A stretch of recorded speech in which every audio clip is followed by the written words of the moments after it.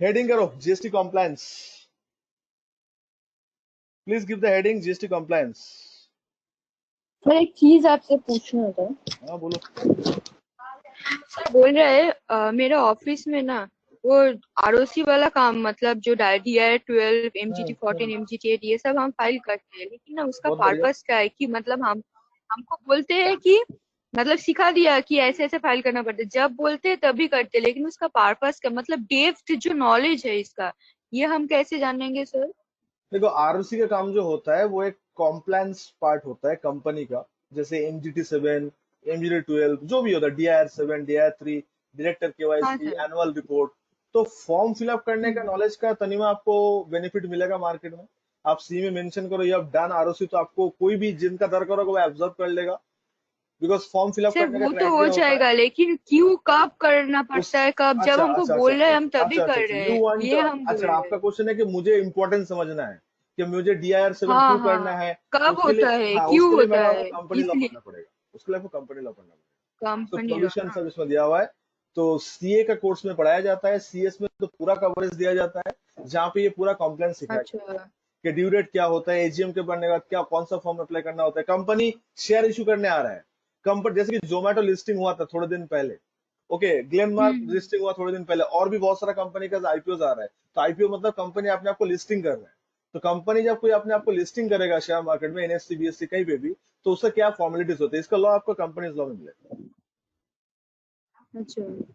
तो वो कोई बात नहीं, वो आप जो जो फॉर्म फाइल किया वो नाम से सर्च करो इंटरनेट में जाके, आपका पूरा स्टडी मिल जाएगा, तो आप पढ़ लो उसमें वहां पे जाके। अब पूरा कंपनी लॉ पढ़ने की क्या दरकार है। पढ़ोगे तो बहुत अच्छा बात है, सुबह हम्म। अल्लाह, बहुत अच्छा बात है, आप पढ़ लियो, बट अगर आपका दरकार नहीं है तो छोड़ दो, उतना ही जान लो। ठीक है हम्म। गाइस, हेडिंग करो जीएसटी कॉम्प्लायंस। मतलब आज हम लोग सीखेंगे कि कौन क्या कब क्या फाइल करेगा। आओ, बहुत कंफ्यूजन है अभी मार्केट में, तो आप लोग कंफ्यूज मत रहो।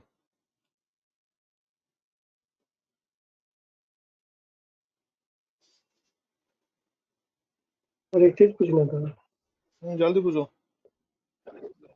सर, जो अभी जो इवनिंग में जो क्लास होता था 3:30 का, हम्म तो अभी ये मॉर्निंग में किया, तो इसी कंटिन्यू इसी में रहेगा कि फिर उसमें भी जाएंगे? समझे नहीं, किससे सर बोलो। मेरा क्लास तो थे 3:30 बजे का क्लास में, संडे का बैच में होता था जीएसटी का। हम्म तो अभी लास्ट 2 वीक से अपने तो मॉर्निंग में कर रहे हैं, हम्म। तो फिर क्या वो उसमें फिर 3:30 वाला में नहीं शिफ्ट नहीं, करेंगे कि 3:30 कंटिन्यू में इसी में नहीं, चलेगा? Morning morning morning. अभी मॉर्निंग ही चलेगा? हम्म। तो ये कितना, अभी इसी में कंटिन्यू कितना दिन चलेगा सर? ये तो नया बैच है, देखो ये चलेगा, आप ये जितना दिन खत्म होना तो चलेगा, तो आप रिवाइज करना रिवाइज कर लो। नया चीज तो आप लोग का बैच में सारा प्रैक्टिकल हम लोगों को दिखा दिए थे, 1 फाइलिंग 3 फाइलिंग B2B B2C। तो वो चीज अगर दोबारा प्रैक्टिस करने कर लो, हाँ तो तो इस दौरान कोई चेंजेस आएगा तो हाँ तो वो तो कर कर ही लेंगे। रहे हैं सर, बिल्कुल। नहीं तो फिर वो एग्जाम वगैरह भी बीच में हो जाएगा क्या, ऐसा कुछ? एग्जाम दे दो, एग्जाम के लिए नाम एनरोल कर लो, सेंटर में एग्जाम हो तो नाम एनरोल कर लो, ठीक है। तो एग्जाम के बाद एनुअल दोनों इसके रिटर्न साथ इसी में बताएंगे सर अपने एनालिटिक को? में कर देंगे, बस एनालिटिक अभी फॉर्म अपलोड नहीं हुआ, इसलिए मैं आप लोग के बैच में नहीं कराया। तो पहले फॉर्म तो अपलोड होने दीजिए ना, अच्छा अच्छा। नहीं हुआ है। और इस बार एनुअल रिटर्न के लिए ठीक है कुछ सर, रखे हैं थैंक यू। दोस्तों। हाँ, राहुल एडवांस ठीक है एनालिसिस के सर। बाद 10:30 से, तो ये बैच के बाद ही होगा, तो मुझे एक बार पिंग करना, अगर आप ग्रुप में ऐड नहीं हो तो मैं ऐड कर दूंगा। बस ध्यान से सुनो, सर मैं एनुअल रिटर्न के लिए गुड न्यूज पहले ये था कि जो लोग चार्टर्ड अकाउंटेंट इन प्रैक्टिस है, जो लोग सीएमए इन प्रैक्टिस है, वही लोग से खाली जीएसटी एनुअल रिटर्न का ऑडिट वगैरह होता था, बिकॉज साइनिंग का दरकार होता था। इस साल से गवर्नमेंट ने क्लियरली नोटिफिकेशन कर दिया कि there will be no requirement, एकदम सही सुने हो, there will be no requirement for any chartered accountant और CMA certification for reconciliation report submission. मतलब जीएसटी में दो चीज होता था, 9 and 9C। 9 होता है एनुअल रिटर्न, 9C होता है जीएसटी ऑडिट, जहां पे रिकंसिलिएशन स्टेटमेंट अपलोड करना होता है। और उस 9C के अंदर हम लोग को जो फाइल करना होता था, तो क्वालिफाइड सीए इन प्रैक्टिस और क्वालिफाइड सीएमए इन प्रैक्टिस, उन लोग का ऑथराइजेशन दरकार होता था। उन लोग के बिना ये सबमिट कभी नहीं पॉसिबल होता। इस बार से गवर्नमेंट सेल्फ अटेस्टेड कर दिया। तो आप बोलोगे सर मतलब चार्टर्ड अकाउंटेंट का जो रिक्वायरमेंट हुआ था फिर से वही का वही रहेगा, आंसर इज यस। सीएमए को एक जगह पे ऑथराइज मिला था इंडिया में, वो भी छीन लिया गया। अब ये मोदी जी सही किया गलत किया वो मुझे पता नहीं है, वो डिबेट में मैं जा ही नहीं जा रहा हूँ।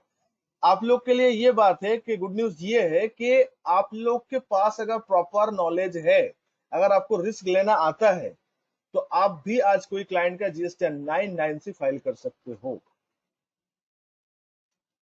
सही सुने आपने, बिकॉज जब जब सिग्नेचर का दरकार ही नहीं है तब तो कोई भी कर सकता है ना। लेकिन हाँ, ये बात मैं एडमिट करता हूं कि प्रॉपर नॉलेज अगर है, प्रॉपर टेक्निकल नॉलेज अगर आपको पता है, देन ओनली वो रिस्क लेने जाना, वरना मत जाना। मतलब मेरा कहने का मतलब ये हुआ, मेरे साथ जितना स्टूडेंट्स अभी अटेंड कर रहे हो, इंक्लूडिंग मी ऑल्सो, हम लोग आज एलिजिबल है जीएसटी 990 फाइल करने का। यस, एलिजिबल है, लेकिन after getting the proper training. अब मार्केट में फिर ये चीज आपको अगर ही करने सिखाना जाओगे, पड़ेगा। आप तो सिखाएंगे, डोंट वरी। इसलिए तो मैं वेट कर रहा हूँ। तुम लोग का 330 बैच में अगर 990 के लिए वेट कर रहा तो और एक महीना वेट, बिकॉज फॉर्म ही अपलोड नहीं हुआ, मतलब है बट वो ओपन नहीं हो रहा है। तो जब तक फॉर्म नहीं आएगा तब तक हम लोग कैसे करेंगे? तो इसलिए I am waiting for the correct form, because पुराना फॉर्म देख कोई फायदा है नहीं, बिकॉज हर साल चेंज होता है। तो 1920 का 1819 का मैं देख के सिखा सकता, बट कोई फायदा नहीं होता आप लोग, बिकॉज हर साल में कुछ ना कुछ चेंजेस वो लोग लेके आते हैं। That's why I am waiting for the correct form. तो इसलिए मैं सब स्टूडेंट को बोला था कि व्हाट्सएप ग्रुप लीव मत करो, बिकॉज जब भी कोई नया चीज आता है मैं कराता हूँ तो पुराने स्टूडेंट्स को भी साथ भी मैं शेयर करता हूँ। तो बेस्ट एग्जांपल इज, इस बार आपको पता होगा इनकम टैक्स पूरा चेंज हो गया, मतलब जावा एक्सेलेटिवली पूरा हट गया मार्केट से। तो जो स्टूडेंट 6 महीने पहले से पढ़ा था, तो उन लोग के ग्रुप में मैं आज भी वो सब चीज का रिकॉर्डिंग शेयर करता हूँ, ताकि उन लोग भी पता चले कि मार्केट में क्या है। बिकॉज गलती उन लोग का नहीं है, सरकार उस टाइम पे नहीं डाला था, तो गलती उस लोग का क्या होगा? तो जो गलती आपका है ही नहीं, तो उसका सजा तो आपको मिलना नहीं चाहिए ना। तब टेंशन मतलब बेफिक्र रहो। भले कल इतना रिक्वेस्ट है, व्हाट्सएप ग्रुप लीव मत करना बेवजह, क्योंकि कोई भी अपडेट्स, कोई भी चीज आएगा तो मुझे आप लोग से कनेक्ट करने का जरिया एक ही है, वो है आप लोग का व्हाट्सएप ग्रुप। वहीं से आप लीव करोगे तो मैं सच फ्रैंकली स्पीकिंग मैं इंडिविजुअल कनेक्ट नहीं कर पाऊंगा, मुझे याद भी नहीं रहता उतना कि कौन कौन, बिकॉज अभी ऑफलाइन पे फिर भी चलो शक्ल याद रहता है, ऑनलाइन आने के बाद तो मुझे पता ही नहीं है कि, मतलब बहुत लोग को तो शायद मेरे सामने कभी आमने सामने हुआ भी नहीं होंगे। मतलब मैं कोलकाता सेंटर की बात कर रहा हूँ। अब यहाँ पे ऐसा बहुत सारा स्टूडेंट होगा जो शायद कभी ऐसे में मुझे मिले ही नहीं हो, हम भी नहीं मिले, आप भी नहीं मिले। अगर रास्ते में आमना सामने होगा तो एक दूसरे को पहचानेंगे भी नहीं, है ना? ऐसा स्टूडेंट हो मेरे साथ अभी बहुत सारा होंगे शायद। तो दैट्स व्हाई आई हाँ एम सर, सेइंग मैं कि आप लोग प्लीज व्हाट्सएप ग्रुप लीव मत करना, ठीक है? तो जो भी अपडेट्स आएगा, जो भी चीज नया दिखेगा, हम वहां पे शेयर कर देंगे, नंबर 1। तो हेलो मार्केट सर। में अगर पूछोगे, एक सेकंड रोहित, एक सेकंड, मार्केट में अगर पूछने जाओगे तो लोग यही बोलेगा, नहीं भाई तुम लोग कैसे 990 फाइल करोगे, वो तो सीए का काम है। देखो, हर एक कोई अपना अपना प्रमोशन करता है। एक सीए को लगता है जितना सारा नॉन सीए मार्केट में सब बेवकूफ है, बट ये भूल जा रहा है कि क्योंकि सास भी कभी बहू थी, ये लॉजिक वो भूल जा रहा है। आज जो चार्टर्ड अकाउंटेंट है, कल वो नॉन सीए था एग्जाम देने से पहले। तो मैं किसी को डिसरेस्पेक्ट नहीं कर रहा हूँ, बट ऐसा परसेप्शन लेना भी गलत है, बिकॉज प्रैक्टिकल काम करने का जो तरीका होता है, जो चैलेंज होता है, वो उसी को अच्छे से आता है जो फील्ड में है। तो ये कंपेरिजन, ये डिबेट एकदम भी बकवास है, बेकार है। तो अगर कोई मार्केट में ऐसा डिमोटिवेट करे आपको, तो आप प्लीज डिमोटिवेट मत हो जाना, क्योंकि मार्केट को शेयर कैप्चर करने के लिए, मार्केट में अपना स्टैब्लिशमेंट के लिए लोग बहुत सारा नेगेटिव पब्लिसिटी करते हैं। तो ये परसेप्शन मार्केट में है कि वो लोग तो चार्टर्ड अकाउंटेंट पढ़ा ही नहीं है, उसके पास तो कोई डिग्री नहीं है, वो कैसे फाइनल अकाउंट्स कर देगा? उसके पास जाओगे तो ऐसे फालतू अकाउंट होगा। ओके, तो ये बात होता है मार्केट में। अब अगर डिपार्टमेंट वाइज देखोगे तो डिपार्टमेंट लोग का ये मानना होता है कि कोई भी चार्टर्ड अकाउंटेंट, कोई भी प्रैक्टिशनर दूध का धुला नहीं होता है, सब घपला करता है, और हम चाहे तो घपला पकड़ सकते हैं, उसका लाइसेंस भी कैंसिल होता है। मतलब सबको यहाँ पे रॉबिनहुड पंडे बनने का मन है, बट मार्केट का राजा वही बनता है जो हकदार है। तो आप लोग प्लीज डिमोटिवेट मत हो जाना कि नहीं हम लोग के कैसे होगा ना ऑल होगा। तो मेरा पर्पस ही यही है मार्केट में आप लोग को ये सब चीज सिखाने का, ताकि आपको मालूम चले, एटलीस्ट क्लासरूम में ये अकस्टम्ड हो जाओ कि प्रॉब्लम क्या होता है मार्केट में, हम लोग कैसे उसको सोल्यूशन ढूंढते हैं। इसलिए मैं थ्योरी पार्ट को उतना प्रायोरिटी नहीं देता हूं आप लोग के साथ। आई होप कि इतना पता चल गया होगा, इतना 7-8 क्लास करने के बाद हम लोग हार्डली कभी थ्योरी पढ़े होंगे, बट जो डिस्कस करते हैं वो खाली बिल्स को लेके करते हैं, रेट को लेके करते हैं। अब देखो आप लोग भी कंफ्यूज होते हो, एक सिंपल बिल का एंट्री में भी आप लोग कंफ्यूज हो रहे हो ना। बैंक डिटेल्स प्रिंट नहीं हो रहा है, रेट नहीं आ रहा है, मतलब अभी भी सीखना बाकी है। तो ये गैप को फिल इन द ब्लैंक्स करना है, तब जाके मार्केट में आप अपना नाम स्टैब्लिश कर सकते हो। यस रोहित, बोलो, क्या बोल रहे थे तुम? बोलो, कुछ कुछ रहे। सर कहीं मिलेंगे तो पक्का आपको पहचान लेंगे सर, फोटो आपको बहुत अच्छा से पहचान लिया है। फोटो, अच्छा वो फोटो जिसमें जी उसमें सर। मैं अभी वहाँ, वो बहुत पुराना फोटो है, ऐसा मैं दिख भी नहीं, उस टाइम पे बाल थोड़ा बड़ा था, मैं छोटा कर लिया तो दिक्कत हो सकते हैं। और वो बिना मास्क का फोटो मार्केट में देखो तो मास्क पे देखोगे। तो ये नहीं कंफ्यूजन सर, है, ठीक आपको है। परेशानी लेने से बहुत अच्छा, चलो कोई आपसे बात पढ़ने नहीं। में बहुत मजा आ रहा जोक सपोर्ट सर, आ जाओ पढ़ते हैं यहाँ पे। हाँ जी दोस्तों सुनो। है। सेंटर खुलेगा मिलेंगे सर। हाँ जरूर प्रमोद, सेंटर खुलेंगे तो मिलने का मन तो है मुझे, एक दफा तो मिल लेना चाहिए, बिकॉज लास्ट लॉकडाउन पे ऐसे बहुत सारा स्टूडेंट था, पूरा क्लास कोर्स ही खत्म कर लिया, कभी मिले ही नहीं सामने। चलो इंशाल्लाह जब होगा नसीब में तो मिल लेंगे।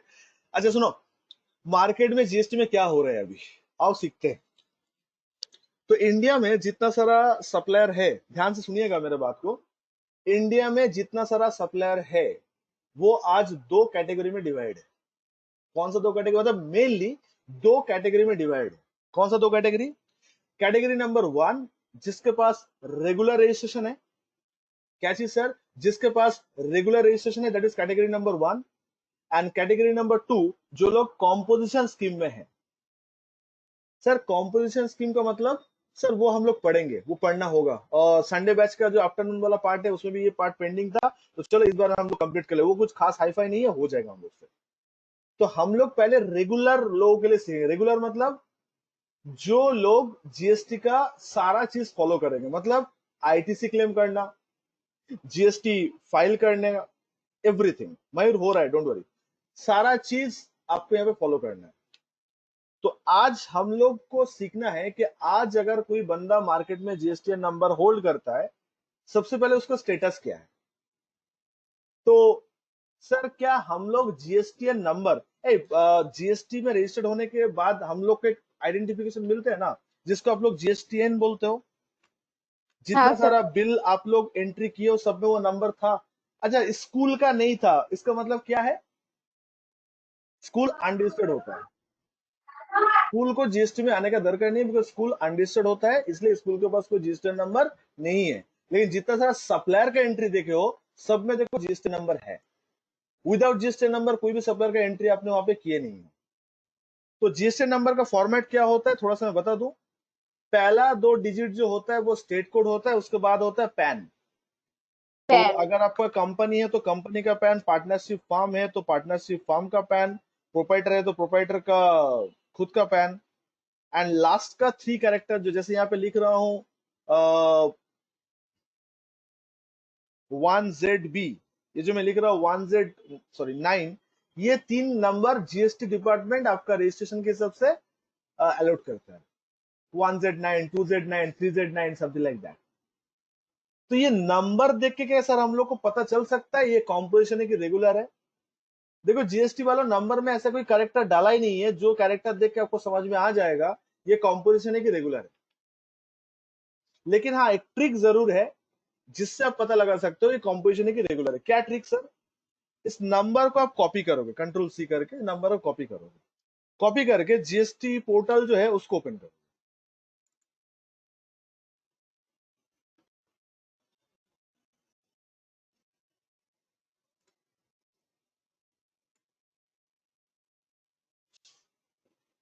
तो ये जीएसटी पोर्टल आप फोन से ओपन करो, लैपटॉप से ओपन करो, टैबलेट से, कहीं से भी ओपन करो, कोई दिक्कत नहीं है। यहाँ पे देखो एक ऑप्शन आएगा आपका सर्च टैक्स पेयर बोल के, ठीक है? तो सर्च टैक्स पेयर के अंदर ये जीएसटी नंबर को पेस्ट करिएगा। उसके बाद ये जो आपका जो आ रहा है वो आप लिख दो इसमें। तो ये देखो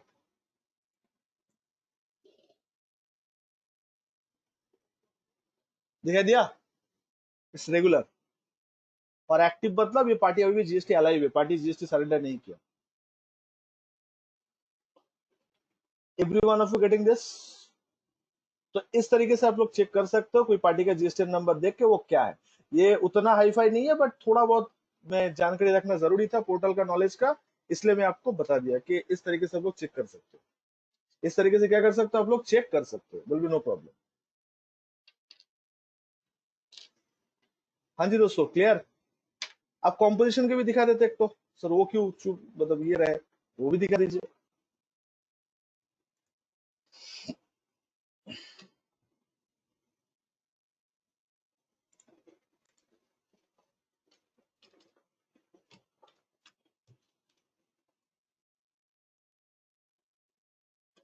अच्छा, ये एक जीएसटी नंबर है, मैं इसको कॉपी कर रहा हूँ, जो नंबर याद नहीं था इसलिए।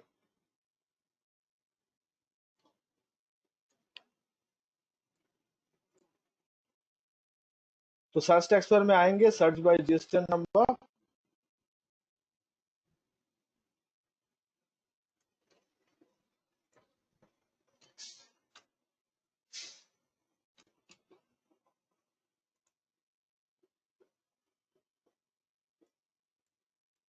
ठीक है दिया। अब दोनों के अंदर क्या अंतर है, दोनों में आप तो समझ जाओगे, बट अंतर तो बहुत सारा है। रेगुलर एंड कॉम्पोजिशन में बहुत अंतर है, बट द सिमिलर चीज एक ही है कि रेगुलर के पास भी जीएसटी नंबर है, कॉम्पोजिशन के पास भी जीएसटी नंबर। सर सिमिलरिटी एक ही चीज है, रेगुलर के पास भी जीएसटी नंबर है और कॉम्पोजिट के पास भी जीएसटी नंबर। ये सिमिलरिटी है, अंतर तो बहुत है। तो कॉम्पोजिट टैक्स पेयर को हम लोग अलग से पढ़ना है, हम लोग पहले रेगुलर को देखेंगे।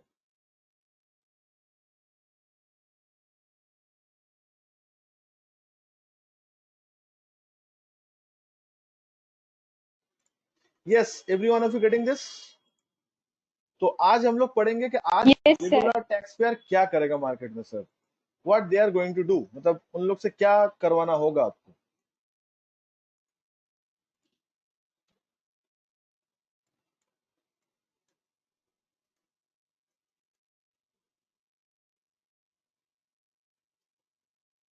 तो सर बहुत सारा नाम मैं आप लोग कभी पढ़ाऊंगा, तो नाम आपको याद रखना होगा आज।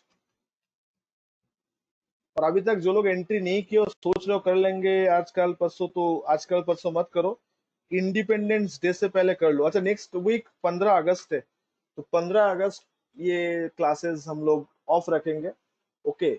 और उसका बैकअप क्लास का प्लानिंग देखते हैं, अगर इस वीक हो पाए तो ठीक है, नहीं तो आप लोग जब एकत्रित होंगे सैटरडे में बैकअप ले सकता हूँ आप लोग का जीएसटी क्लास का। अगर आप चाहो तो सैटरडे मॉर्निंग 8 बजे से मैं क्लासेस ले सकता हूँ, but since it's 15 August next Sunday, तो 15 अगस्त विल बी नो क्लासेस। तो अगर आप लोग चाहते हो कि 15 अगस्त का क्लास 14 अगस्त को कर लिया जाए, सेम टाइम मॉर्निंग 8, तो मैं कर सकता हूँ। ये अभी नहीं, बाद में सोच के बता देना, ग्रुप में इन्फॉर्म कर देना, so that I will announce, okay.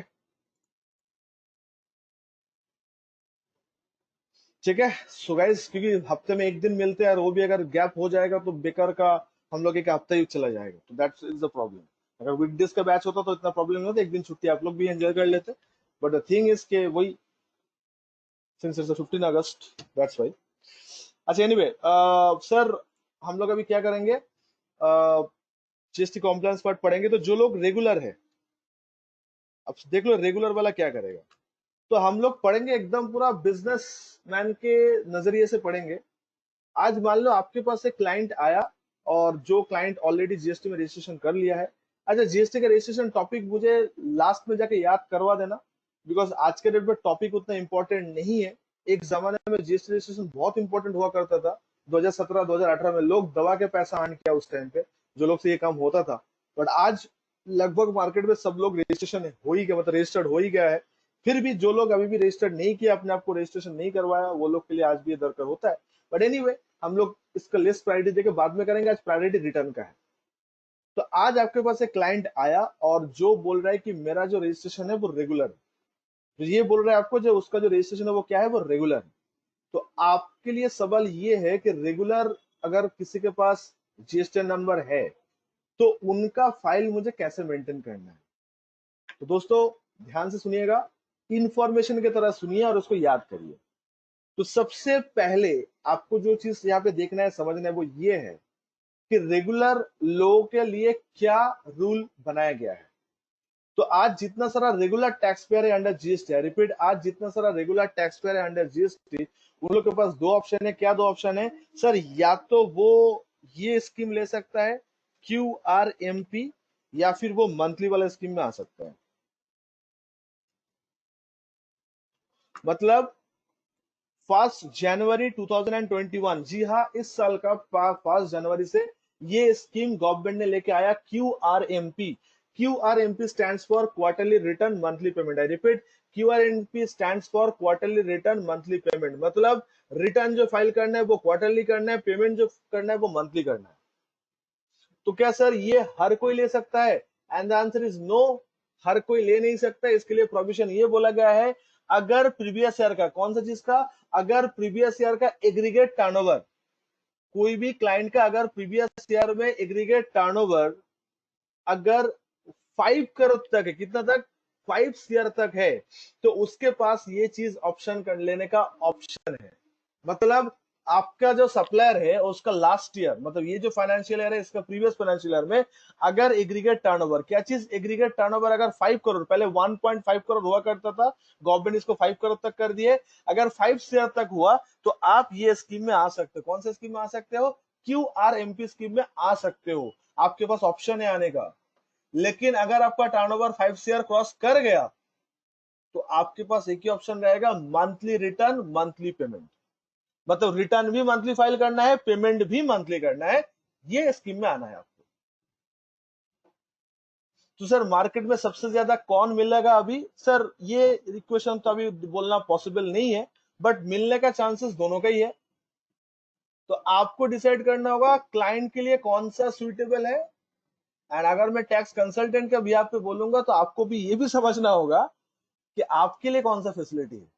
Sir मतलब देखो, बिजनेस करने का हक सबका है, ये मेरा आइडियोलॉजी है। मार्केट सबके लिए है और बिजनेस अपने हिसाब से तरीके का, मतलब कोई किसी को चीट करके, फ्रॉड करके नहीं, सही ढंग से हेल्दी तरीके से बिजनेस करने का हक सबको है। तो आप लोग एक टैक्स कंसल्टेंट का व्यू पॉइंट से आप सोचो, आज अगर आपका क्लाइंट QRMP में जा रहा है तो रिटर्न भरेगा साल में 4 बार, 4 क्वार्टर आता है, तो क्वार्टरली रिटर्न मतलब 4 बार रिटर्न होगा। हाँ, पेमेंट आपसे मंथली कराएगा, रिटर्न तो क्वार्टरली कराएगा। और मार्केट का जो क्लाइंट है वो कोई बेवकूफ नहीं रहा आज के डेट में, thanks to YouTube and other social networking, जिसके जरिए उन लोग को पता है कि क्या सिस्टम है। जिसको कुछ भी पढ़ाई लिखा नहीं आता उसको भी पता होता है सब बात। मार्केट में सुनता सुना बात हो रहा था, उन लोग को समझ आ जाता है। जो पूरा नहीं है, आधा अधूरा बात है, आधा अधूरा जानकारी ऑलवेज भयंकर होता है, याद रखना। तो वो लोग ऑलवेज आपसे डील करेगा पर रिटर्न के हिसाब से पैसा देना। तो साल में अगर 4 रिटर्न भरेंगे तो पैसा 4 बार ही लेना, काम चाहे भली सेम हो नहीं हो, ऑल दैट। लेकिन अगर आप मंथली रिटर्न भरने स्कीम में आते हो तो साल में कितना रिटर्न भरोगे, 12 टाइम्स। तो आई थिंक पैसा नेगोशिएशन भी 12 टाइम्स के करना होगा आपको। तो आप बोलो टैक्स कंसल्टेंट के व्यू पॉइंट से कौन सा अच्छा है, QRMP अच्छा है कि मंथली अच्छा है। मंथली। आपका क्लाइंट के पास दोनों ऑप्शन ही है। यू अज्यूम दैट कि योर क्लाइंट जो है उसका 1-2 करोड़ के आसपास टर्नओवर है, तो उसके पास 2 ऑप्शन ही, आप QRMP भी जा सकते हो, मंथली स्कीम में जा सकते हो। तो आप पहले किसको सोचोगे, अपना सोचोगे कि क्लाइंट का सोचोगे? बोलो ऑनेस्टली आंसर देना प्लीज। सर मंथली आप सर। नहीं सोचेंगे। तो आपको क्लाइंट को कन्विंस सर करना, अपना आपका क्लाइंट को कन्विंस ये करना है, सर ये QRMP स्कीम जो है वो थोड़ा कंफ्यूजिंग है और मंथली वाला स्कीम थोड़ा इजी है, ठीक है। तो उसके लिए आपको दोनों लॉ जो है वो अच्छे से समझना होगा, तब जाए किसी को इन्फ्लुएंस कर पाओगे, ठीक है। तो शुरू शुरू में उतना इम्पैक्ट नहीं रहा, बहुत लोग को लॉ पता नहीं था तो लोग उतना ओवरलुक कर गया। बट अभी लोगों को धीरे धीरे जानकारी हो रहा है कि क्वार्टरली स्कीम वगैरह कुछ स्कीम है, ये है वो है वगैरह वगैरह। तो आपको थोड़ा सा जानकारी यहाँ पे रखना है, देखना है एंड ऑल दैट। तो आइए शुरू करते हैं। तो पहले मैं QRMP से स्टार्ट करता हूँ। तो आज अगर कोई QRMP में है तो उसको क्या करना होगा, तो एक बात तो कंफर्म है सर, QRMP में रिटर्न जो फाइल होगा वो क्वार्टरली होगा और पेमेंट जो होगा वो मंथली होगा। एकदम आराम से पढ़ेंगे दोस्तों, कोई हड़बड़ी नहीं है हम लोग को, ठीक है, एकदम आराम से। Return quarterly, payment monthly. Yes sir, return quarterly, payment monthly. तो क्या बोलना चाह रहे हो आप? सर बोलना मैं ये चाह रहा हूँ कि रिटर्न में क्या होने वाला है। पेमेंट का मतलब तो समझ में आया कि GST देना है सरकार को। क्या देना है, सरकार को GST देना है। बट रिटर्न का मतलब क्या है, what is the meaning of return? Return में क्या होने वाला है, रिटर्न में हम लोग क्या करने वाले हैं, ये समझना जरूरी है कि रिटर्न में हम लोग क्या करने वाले हैं, क्या होने वाला है, ऑल दैट। तो सर रिटर्न जो है हम लोग का वो कुछ इस तरह का है कि आपका जितना आउटवर्ड सप्लाई है, क्या चीज, आउटवर्ड सप्लाई है, उसका हिसाब किताब करना है। आउटवर्ड सप्लाई का दूसरा नाम है सेल। तो आपने जितना सेल किए हो उसका हिसाब किताब रिटर्न में मेनली फाइल किया जाता है। परचेस का हिसाब कहीं पे भी नहीं होता एक्सेप्ट द ITC। ITC मतलब परचेस बिल में जितना टैक्स आपने पे किए हो उसी का ही कंसिडरेशन होता है, बाकी परचेज अमाउंट का कहीं भी जिक्र नहीं होता जीएसटी रिटर्न में। तो आपको देखना पड़ेगा, परचेज जो है उसको कहीं भी जिक्र नहीं होता, आपको देखना पड़ेगा। तो रिटर्न जो है वो क्या है सर, क्वार्टरली, पेमेंट जो है मंथली। तो रिटर्न में क्या होने वाला है सर, रिटर्न में होने वाला है आपका वही क्वार्टरली मंथली रिटर्न जो है, उसमें हम लोग को आउटवर्ड सेल मतलब सेल जो है वो अपडेट करना है। क्या अपडेट करना है सर, सेल जो है वो अपडेट करना है, मतलब आउटवर्ड सप्लाई। अब सेल जो हो रहा है उसमें दो कैटेगरी आपको मिलेगा। आइए देखते हैं क्या कैटेगरी। गाइस ये इंफॉर्मेशन है, quarterly return monthly payment, QRMP, quarterly return monthly payment, it's information. तो रिटर्न में क्या भरने वाला है सर मेनली हम लोग, सर आउटवर्ड सप्लाई। रिटर्न में क्या अपलोड करने वाले हैं हम लोग मेनली, सर रिटर्न में हम लोग मेनली अपलोड आउटवर्ड करने वाले सप्लाई। आउटवर्ड सप्लाई, मतलब sale, sale, it's all about the sale. तो आपने जितना स्कूल का बिल किए हो ना माइग्रेशन के बिहाफ में, वो आपको अपलोड करना है। ये स्पेशल B2B B2C वो आपको अपलोड करना है इन जीएसटी रिटर्न। अब कैसे कब वो हम लोग को देखना है। तो उससे पहले मैं एक बार आप लोग के लिए टैली ओपन करूंगा, जहाँ पे कुछ मुझे दिखाना है आप लोग को।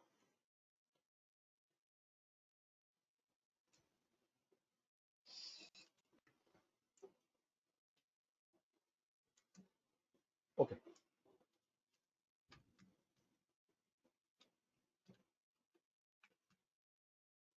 तो गाइस ये एक मैं क्लाइंट का डीएस कर रहा हूँ, और मान लो ये मार्च मंथ का, चलो मार्च का छोड़ो, फेब का पकड़ लेते, ठीक है। एंटर करते हैं। ये जो टैली पे जो स्क्रीन आपके सामने आया, ये है आपका जितना सेल एंट्री है वो।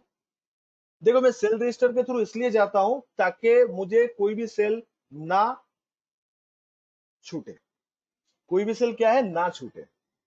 तो हमने टैली में जितना सारा सेल का एंट्री किया सब देखो यहाँ पे रिफ्लेक्ट हो रहा है। Whatever the sales entry आया पास्ट इन द टैली सब यहाँ पे रिफ्लेक्ट हो रहा है।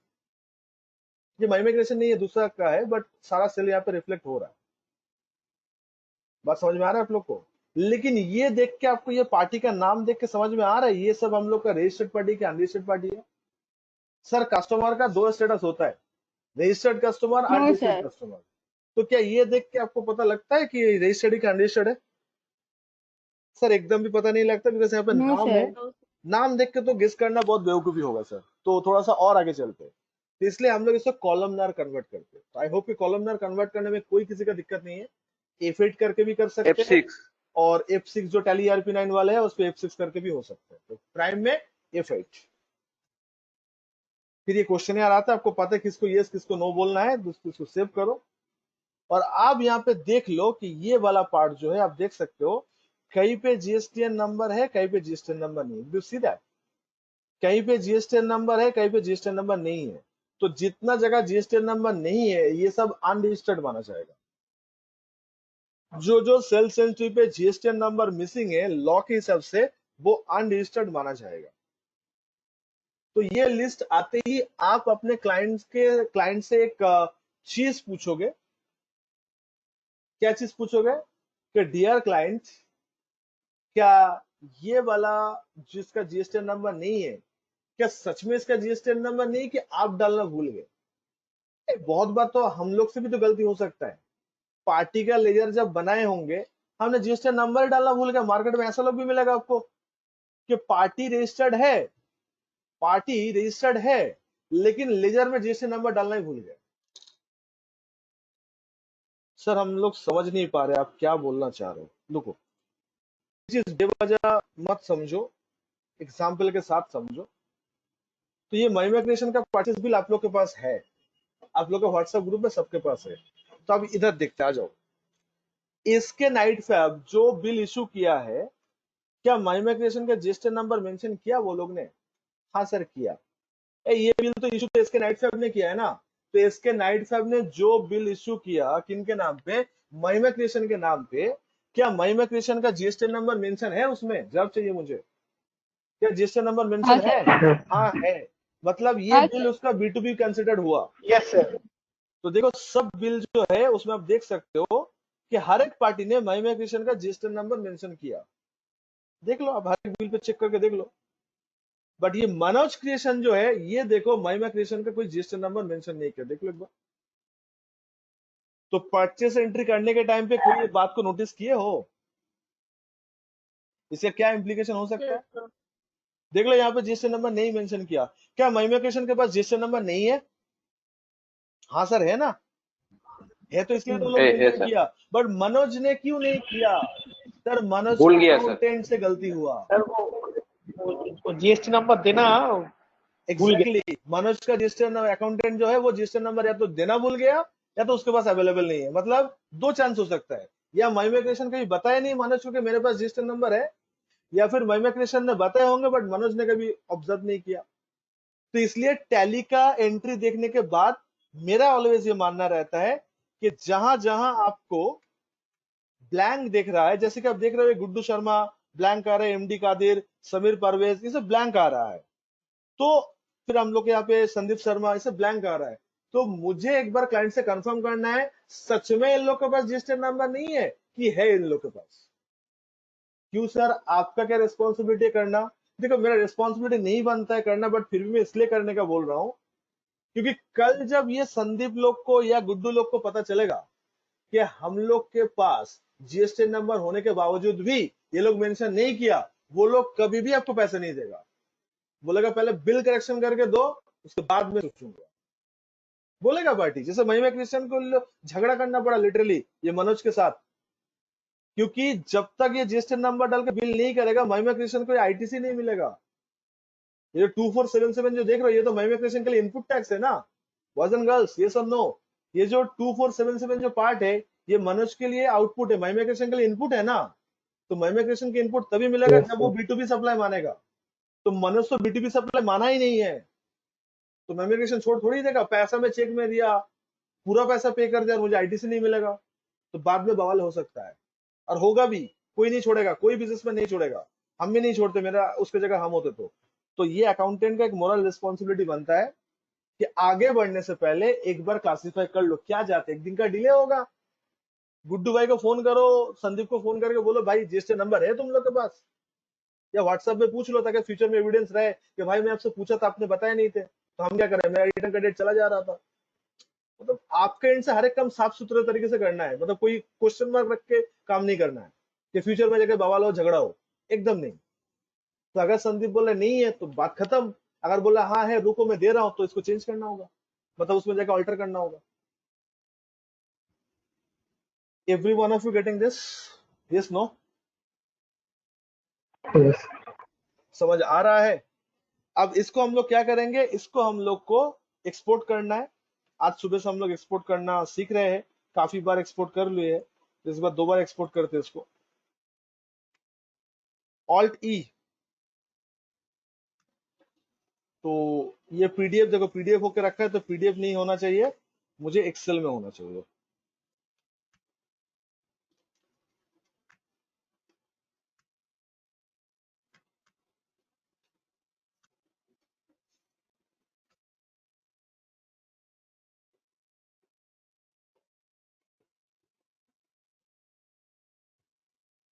डेटाबेस का भी एक बार एक्सेल में आ जाए ना तो हम लोग उसके साथ कुछ भी कर सकते हैं, ये मेरा मानना है।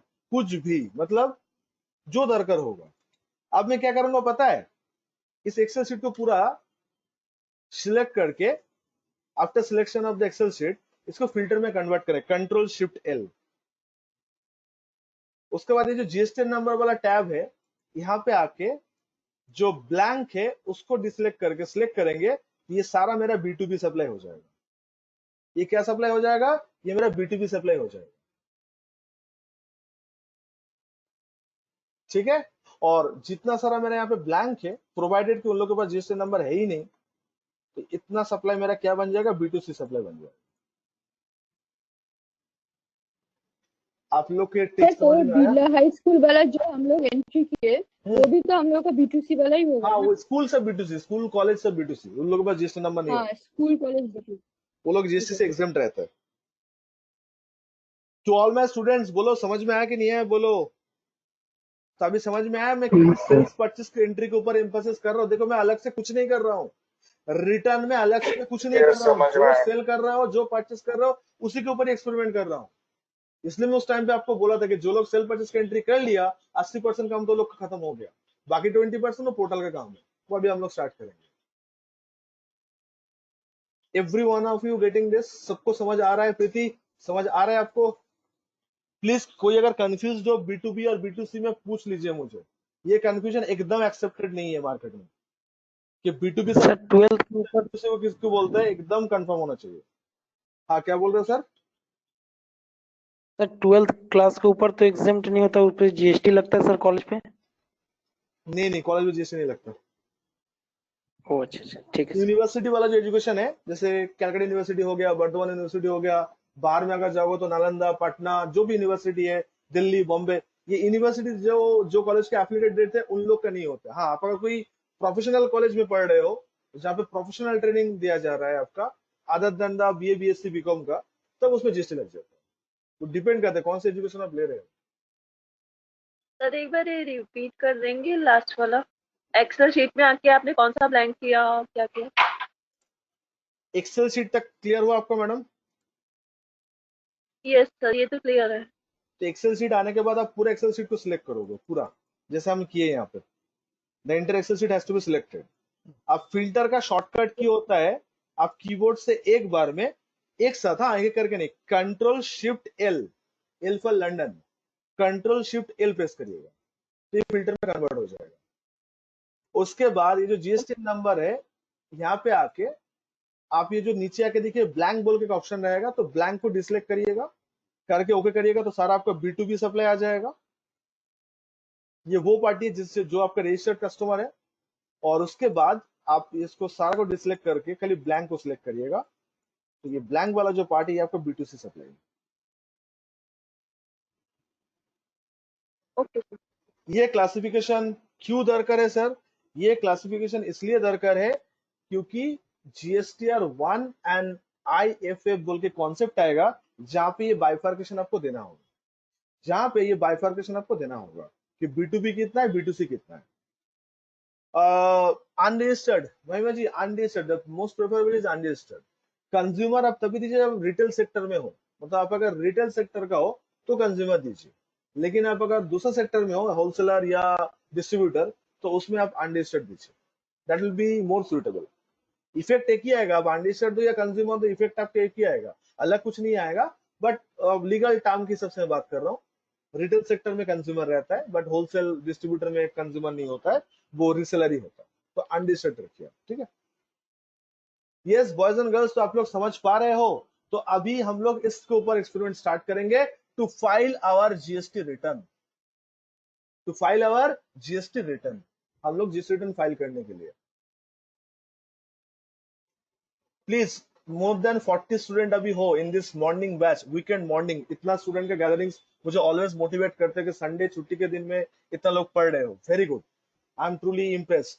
बट मेरा आप लोग से एक सिंपल सा सवाल है, आप लोग ये सब बात को संभाल पा रहे हो? Everyone, please I am asking to everyone, अगर आपका माइक काम नहीं कर रहा, बोलना नहीं चाह रहा हो, तो कम से कम वाई लिख के या नो लिख के इनबॉक्स में करो, ताकि मुझे समझ में आए कि मैं आप लोग तक पहुंच पा रहा हूँ कि नहीं पा रहा हूँ। बिकॉज यहाँ पे आप लोग देख लिए होंगे लास्ट कपल ऑफ क्लासेस में हम लोग कोई भी बातें बात नहीं कर रहे, जो हो रहा है टेक्निकल बातें हो रहा है। तो क्या ये आप लोग ट्रैक कर पा रहे हो? थैंक यू सो मच जो लोग यस बोल के कंफर्म कर रहे हो। तो आप लोग के सर प्रैक्टिस। यस मयूर बोलो। एक क्वेरी है, जो ये जो हमने वो जो पढ़ा है ना, वो टैक्स रेट अभी जो परचेस और सेल में वो 5 और 12 है, तो सर डिफरेंट डिफरेंट रेट है जो GST में, उसमें भी हाँ सेम कैसे वो करना सेम हुआ है? सेम सेम, मेरा इंडस्ट्री में 5 एंड 12 था, कपड़ा का इंडस्ट्री में 5 एंड ओके 12 भी सर। होता है। आप अगर दूसरे इंडस्ट्री में हाँ चले सर, मुझे, जाओगे, जैसे ये फर्नीचर, ये जिसका हाँ सर, बिल में खोल के रखा ना फर्नीचर है, देखो सब 18% है, देखो हाँ इसमें, हाँ ये हाँ फर्नीचर का हाँ, है, तो 18% है यहाँ पे। Okay sir. तो ओके सर, तो जो डिफरेंट डिफरेंट जो GST का रेट है, उसमें भी जो हमने जो अभी वो सीखा हो परचेस सेम में, सेम वही अप्लाई अप्लाई हमको हो वो जाएगा, करना है, एकदम एकदम अप्लाई हो प्रैक्टिस जाएगा, वही वही है ना, बराबर सेम ना सेम, सर? खाली ओके, खाली थैंक आपका यू रेट चेंज हो जाएगा और कुछ नहीं। सर। ओके बिकॉज उस टाइम पे सर मेरे पास गारमेंट्स का बात था, तो गारमेंट्स में इंडिया में दो ही चीज होता है, 5 और 12, बट यहाँ पे 18% है फर्नीचर में, सर्विस में 18% है, बहुत सारा गुड से 5% होता है, ठीक है। अच्छा, आप अगर थोड़ा सा एक्सपेंसिव में चले ओके जाओगे सर। जैसे सीमेंट वगैरह, उसमें 28% लगता है। तो डिपेंड्स ऑन इंडस्ट्री सर, तरीका सेम रहेगा, खाली नंबर चेंज हो जाएगा, ठीक है। Okay sir. Thank you so much guys, जो लोग कंफर्म कर चुके हो थैंक यू। आई होप कि आप लोग को हर संडे कुछ ना कुछ नया चैलेंजेस मिल रहा है, कुछ सीख रहे हो आप लोग। तो ऐसे ही मतलब मोमेंटम को बरकरार रखिए। नेक्स्ट संडे का तो छुट्टी है because of the 15th August independence day. तो आप लोग प्लीज ग्रुप में अभी मत नहीं, मतलब सोच के बता दीजिएगा, सैटरडे कंफर्म कर दीजिएगा। तो संडे क्लास हम सैटरडे सुबह ले लेंगे, ठीक है? Hello sir. बोलो हेलो। बोलो बोलो।